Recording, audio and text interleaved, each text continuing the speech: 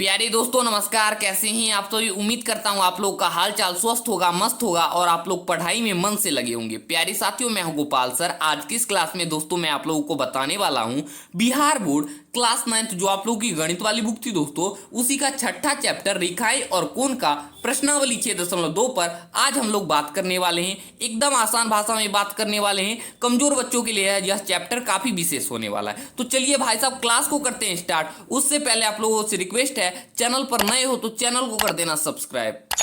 प्यारे साथियों, पहले हम क्वेश्चन नंबर 1 को आसान भाषा में पढ़ लेते हैं, समझ लेते हैं, उसके बाद इसको सॉल्व करना प्रारंभ करेंगे। हमारा क्वेश्चन नंबर 1 है दोस्तों, आकृति 6.23 में यदि AB समांतर CD, CD समांतर EF और Y अनुपात Z बराबर 3:7 है तो x का मान ज्ञात कीजिए। दोस्तों आप लोग समझने का प्रयास कीजिएगा, हमारा क्वेश्चन कहता क्या है। देखिए बोल रहा है आकृति 6.23 में, यहां पर आप लोग देख सकते हो ये है आकृति 6.23 में यदि AB समांतर CD है। देखिए दोस्तों AB एक रेखा है, इसके समांतर CD है।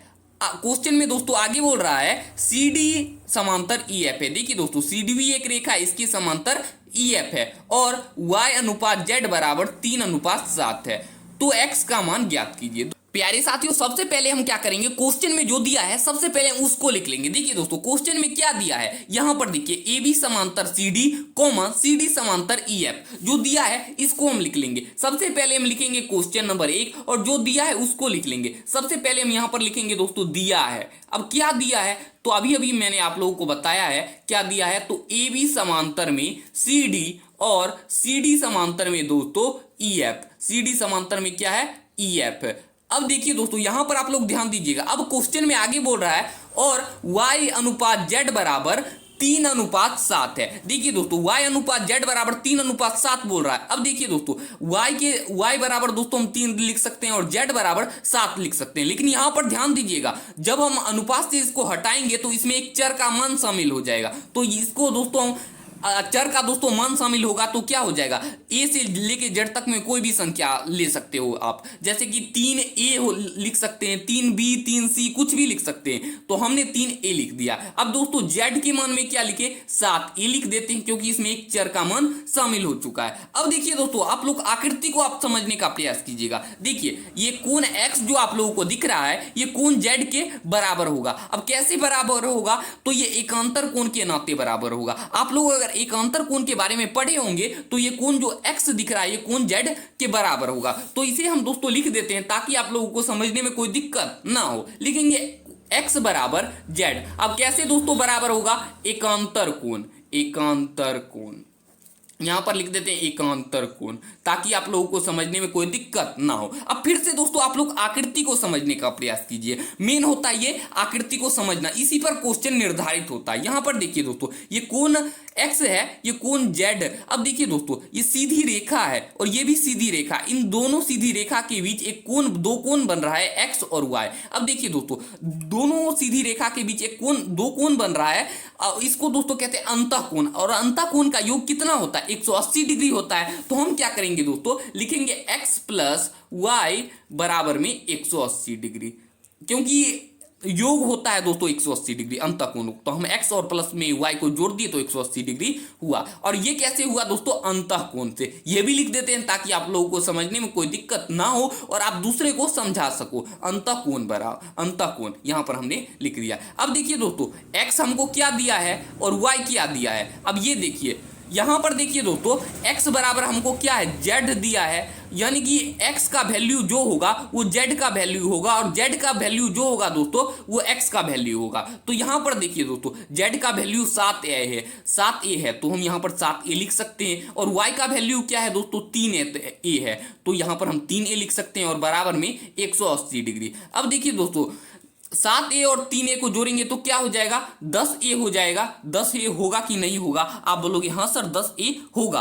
अब देखिए अब बराबर में क्या है, 180 डिग्री है। अब देखिए दोस्तों 10A गुना में है, इधर आएगा तो क्या हो जाएगा, भाग में हो जाएगा, यानी 180 डिग्री बट्टे का 10। अब देखिए 0 से 0 कट गया, यानी कि A बराबर क्या आया दोस्तों 18 आ गया है। अब हम क्या करेंगे दोस्तों, एक यहाँ पर ए का वैल्यू, यहाँ पर दोस्तों ए का वैल्यू बैठाकर एक्स का मान निकाल लेंगे और जेड का मान निकालेंगे, यानी कि दोस्तों वाई का मान निकाल लेंगे और जेड का मान निकालेंगे। तो यहां पर हम बैठाते हैं y बराबर दोस्तों होगा 3a। अब देखिए दोस्तों 3a की जगह क्या दिया है, आया है हमारा 18 आया है, यानी कि 3 को 18 से गुना करेंगे तो हमको क्या प्राप्त हुआ, 18 तिया 54 प्राप्त हुआ है। आप लोगों की भाषा में समझा रहे हैं ताकि आप लोग समझ सको। अब देखिए दोस्तों z बराबर क्या है 7a, तो यहां पर हम लिखेंगे z बराबर 7a। अब 7a के स्थान पर क्या दिया है, 7 को दोस्तों हम 18 से गुना करेंगे और 18 को दोस्तों 7 से गुना करेंगे तो क्या आएगा 126 आएगा। अब देखिए दोस्तों यहां पर आप लोग ध्यान दीजिएगा, यहीं पर तो होता है मेन खेला। अब क्या खेला होता है, यहां पर देखिए आप लोग कहां पर है, x का जो दोस्तों मान रहेगा वो z का मान रहेगा और जो z का मान रहेगा वो x का मान होगा। तो यहां पर देखिए दोस्तों z का मान क्या आया है 126 डिग्री। अब देखिए 126 डिग्री जब z का मान आया है तो x का मान भी 126 डिग्री आ सकता है, क्योंकि x बराबर है z के, तो हम लिख सकते हैं x बराबर 126 डिग्री। ठीक है, ये आशा करता हूं आप लोग इस प्रश्न को समझ गए होंगे, क्योंकि इतना मजा में समझाएं आप लोगों को, समझने में कोई दिक्कत नहीं हुई होगी। प्यारे साथियों हमारा क्वेश्चन नंबर 2 है, आकृति 6.24 में यदि AB समांतर CD, EF लंब है CD और GED बराबर 126 डिग्री का दोस्तों कोण बन रहा है, तो कोण AGE, कोण GEF और कोण FGE ज्ञात कीजिए। दोस्तों आप लोग समझने का प्रयास कीजिए, हमारा क्वेश्चन कहता क्या है। बोल रहा है दोस्तों आकृति 6.24 में, ये है दोस्तों आकृति 6.24, ठीक है, में यदि AB समांतर CD है। देखिए दोस्तों AB एक रेखा है, ये किसके समांतर है, CD के समांतर है। अब देखिए यहां पर आगे बोल रहा है EF लंब है CD पर। EF दोस्तों एक रेखा है और ये किस पर लंब है, CD पर लंब है। और कोण GED बराबर 126 डिग्री। देखिए दोस्तों कोण GE और D का दोस्तों कोण कितना बन रहा है 126 डिग्री। तो कोण AGE और कोण GEF और कोण FGE ज्ञात कीजिए। अब कैसे ज्ञात करेंगे, सबसे पहले दोस्तों क्वेश्चन में जो दिया है हम सबसे पहले उसको लिख लेंगे। अब क्या दिया है क्वेश्चन में दोस्तों, क्वेश्चन में दिया है AB समांतर CD, EF लंब है दोस्तों, किसका लंब है दोस्तों, CD पर लंब है। ठीक है, यहां तक में दोस्तों कोई प्रॉब्लम नहीं होना चाहिए, कोई प्रॉब्लम नहीं। अब यहां पर दोस्तों यहां पर आप लोग आकृति में समझने का प्रयास कीजिए। सबसे पहले हमको ज्ञात करना है कोण AGE। अब देखिए कोण AEG कौन है, AGE, यहां यानी कि दोस्तों यहां पर इसका कोण बन रहा है, ये है दोस्तों कोण AGE। और देखिए यहां पर आप लोग समझने का प्रयास कीजिए, कोण AGE कोण GED के बराबर है। अब कैसे दोस्तों बराबर है, एकांतर कोण के बारे में अगर आप लोग पढ़े होंगे तो ये जो कोण है इस कोण के बराबर है दोस्तों। ये जो आप लोगों को कोण दिख रहा है इस कोण के बराबर है, यानी कि AGE कोण GED के बराबर है एकांतर कोण के नाते। तो सबसे पहले दोस्तों हम उसको लिख लेंगे। क्या लिखेंगे दोस्तों, कोण AGE बराबर में कोण GED। अब कैसे दोस्तों बराबर है उसको लिख लेते हैं, एकांतर कोण के नाते। ठीक है, देखिए दोस्तों यहां पर कोण GED का जो वैल्यू होगा वही कोण AGE का वैल्यू होगा। तो कोण GED का वैल्यू दोस्तों क्या है, कोण GED का वैल्यू दोस्तों 126 डिग्री है, तो कोण AGE का वैल्यू भी हो जाएगा दोस्तों 126 डिग्री।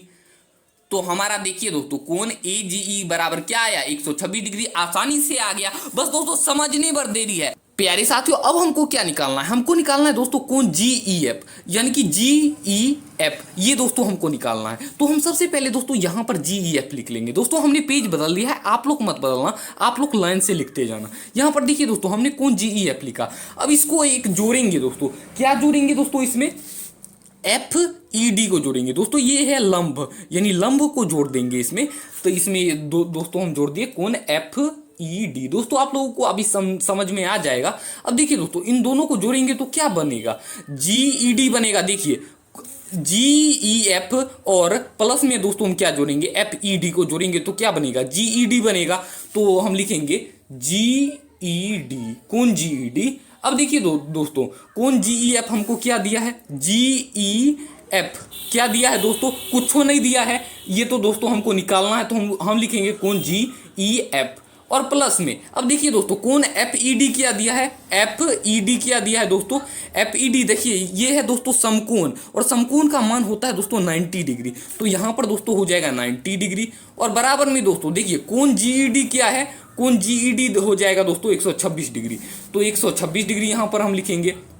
यहाँ पर देखिए दोस्तों ये दोनों कभी जुड़ेगा नहीं, तो हम 90 को उधर ले जाएंगे तो हो जाएगा कोण जी ई एफ बराबर में 126 माइनस का 90। अब देखिए दोस्तों कोण जी ई एफ और बराबर में 126 में से दोस्तों 90 जाएगा तो क्या बचेगा, 36 बचेगा, यानी 36 डिग्री हमारा आ गया है। कोण जी ई एफ बराबर हमारा क्या आया है दोस्तों 126 डिग्री। आशा करता हूं आप लोग कोण जी ई एफ कैसे हमने निकाला है ये भी समझ गए होंगे। आपके मन में प्रश्न होगा कि कोण एफ ई डी को कैसे जोड़ दिए, तो देखिए दोस्तों ये लंब था इसलिए हमने इसको जोड़ दिया, ये दोनों दोस्तों सटल था, और इसके दोनों को जोड़ेंगे तो दोस्तों हमको प्राप्त होता है कोण जी ई डी, इसलिए हम इसके बराबर में ये रखे। ठीक है, अब देखिए मेरे प्यारे साथियों हमको क्या निकालना है, कोण एफ जी ई। इसको निकालने के लिए हमको क्या करना पड़ेगा दोस्तों, यहां पर देखिए एफ ई और जी, तो हम सबसे पहले दोस्तों इसी को लिखेंगे कोण एफ जी ई, और प्लस में अब क्या लिखें, प्लस में देखिए एफ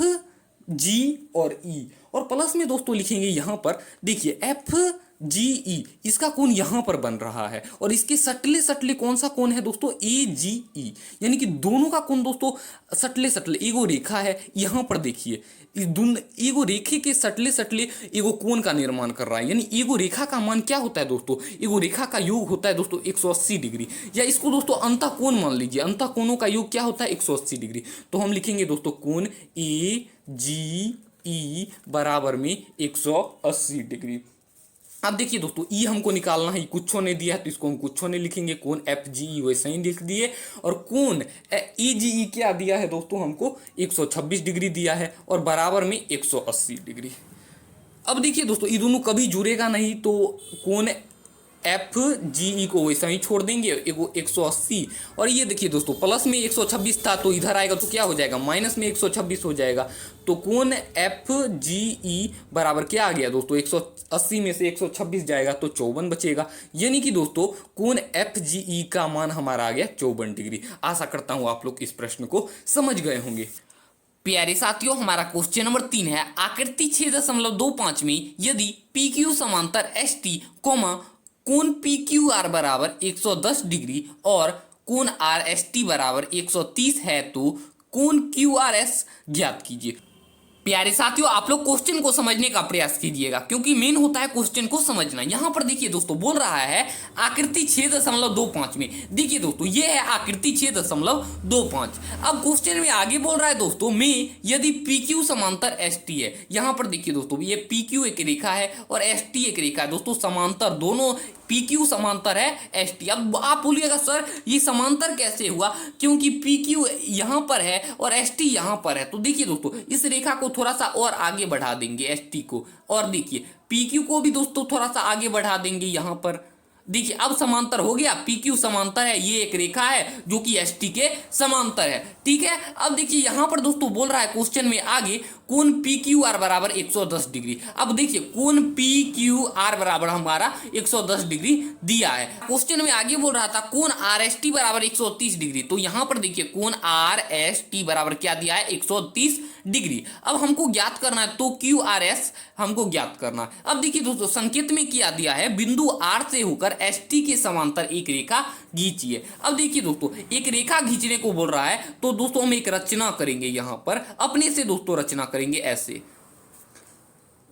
अब देखिए दोस्तों इसका नाम हम क्या रख देंगे, इसका नाम दोस्तों हम अपने से x रख देते हैं और इसका नाम दोस्तों y रख देते हैं, और इसके दोनों के बीच दोस्तों कोण बन रहा है, इन दोनों कोणों का नाम हम क्या रखेंगे, तो एक कोण का नाम दोस्तों हम a रख देंगे और दूसरे कोण का नाम क्या रखेंगे b रख देंगे, अपने से दोस्तों मानकर रख दिए। ठीक है, अब देखिए दोस्तों यहाँ पर हम जो दिया हमने किया है उसको हम लिख लेते हैं। अब हम दोस्तों हमने क्या किया है दोस्तों, हम लिखेंगे दोस्तों रचना हमने किया है ना, तो रचना बराबर रचना लिखेंगे, रचना एक्स वाई, यहां पर दोस्तों पहले आप समझ लीजिए उसके बाद लिखेंगे। देखिए एक्स वाई एक रेखा है जो कि पी क्यू के समांतर है और एस टी एक रेखा है जो कि एक्स वाई के समांतर है, तो हम यहां पर लिखेंगे दोस्तों एक्स वाई समांतर है दोस्तों पी क्यू के, और पी क्यू दोस्तों किसका समांतर है एस टी के, तो हमने दोस्तों खींचा। रेखा क्या किया दोस्तों, हमने खींचा, तो ये हमने लिख लिया। अब देखिए दोस्तों, ये एक रेखा है और ये एक रेखा है, इन दोनों के बीच दोस्तों एक कोण बन रहा है। यहाँ पर देखिए एक कोण ये बन रहा है और एक कोण ये बन रहा है। अब देखिए इन दोनों, जब दो रेखा के बीच दो कोण बने तो उसको दोस्तों हम अंतःकोण कहते हैं। और अंतःकोणों का योग दोस्तों क्या होता है, अंतःकोणों का योग 180 डिग्री होता है।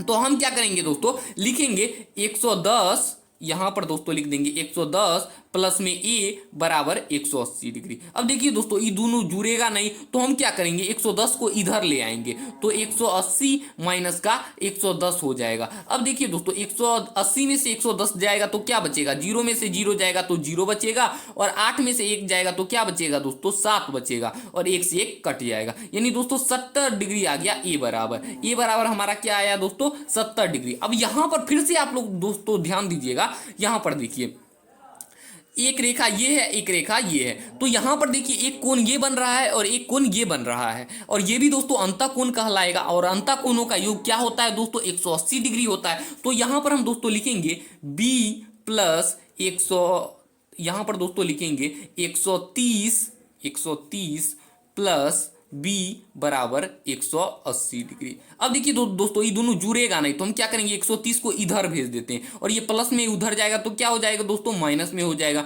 यानी कि 180 माइनस का 130। और दोस्तों देखिए 180 में से 130 जाएगा तो क्या बचेगा भाई साहब, 0 में से 0 जाएगा तो 0 बचेगा, और 8 में से 3 जाएगा तो दोस्तों 5 बचेगा, यानी दोस्तों 50 डिग्री बचा, और एक एक दोस्तों कट गया, यानी b बराबर दोस्तों क्या आया, 50 डिग्री। हमको तो a और b ज्ञात नहीं करना था, हमको क्या ज्ञात करना था दोस्तों, हमको यहां पर ज्ञात करना था कोण QRS। अब हम इसको कैसे ज्ञात करेंगे, तो देखिए a को जोड़ देंगे, b को जोड़ देंगे, और प्लस में QRS। अब QRS को जोड़ेंगे, तो यहां पर दोस्तों, यहां पर हम लिखेंगे a प्लस में b, और दोस्तों हम क्या जोड़ देंगे, हमको दोस्तों जो निकालना था उसको जोड़ देंगे, कोण QRS, यहां पर कोण QRS, और बराबर में दोस्तों 180 डिग्री हो जाएगा। क्यों होगा, ऐसे समझिए ना भाई साहब, एक सीधी रेखा का मान क्या होता है, 180 डिग्री, और एक सीधी रेखा पर दोस्तों कोण बन रहा है ए और बी। ठीक है, अब देखिए दोस्तों, ए का मान क्या दिया है, ए का मान 70 डिग्री दिया है, और बी का मान क्या दिया है, 50 डिग्री दिया है, और कोण QRS का मान हमको निकालना है,